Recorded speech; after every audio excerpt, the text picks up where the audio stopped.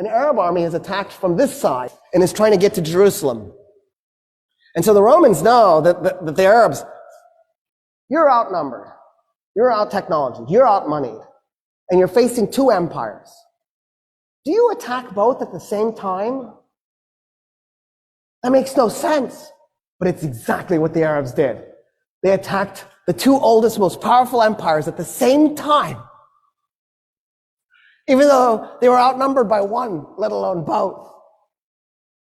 And so the Romans are like, yeah, we'll work with you. So at Firaz, the combined Roman and Persian army, the Persian and Roman army was 150,000 men against 15,000 Muslim Arabs. Khalid is on the east bank of the Euphrates. The Persians and the Romans are on the west bank.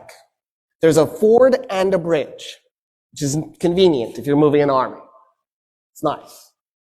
And so Khalid needs the Persians and the Romans to cross the river to fight. So he very politely backs his army up from the bridge and the ford and split it into three 5,000 man units. He liked that. And he put one upriver, one downriver, and then pulled the other one away from the river. And he just waited. So the Persians and Romans start to cross the bridge and they're also crossing the ford at the same time. And he waits and he waits and he waits.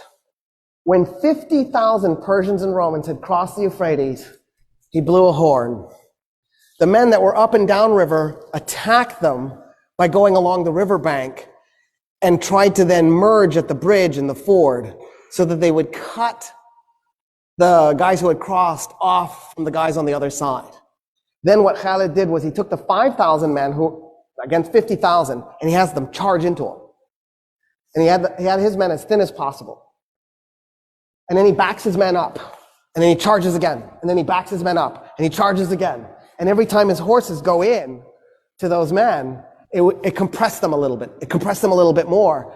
So after a while, the Persians and the Romans are so compressed they can't move their arms, they can't swing their weapons. He's just compacted them together. And they realize what he's done to them. And they panic. And they turn around to run back to the river to cross it. 50,000 men turning all at once to stampede. You could hear the bones breaking. And then the Muslim Arabs just went in and started killing them as they were running.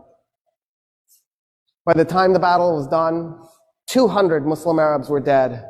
50,000 Persians and Romans were dead.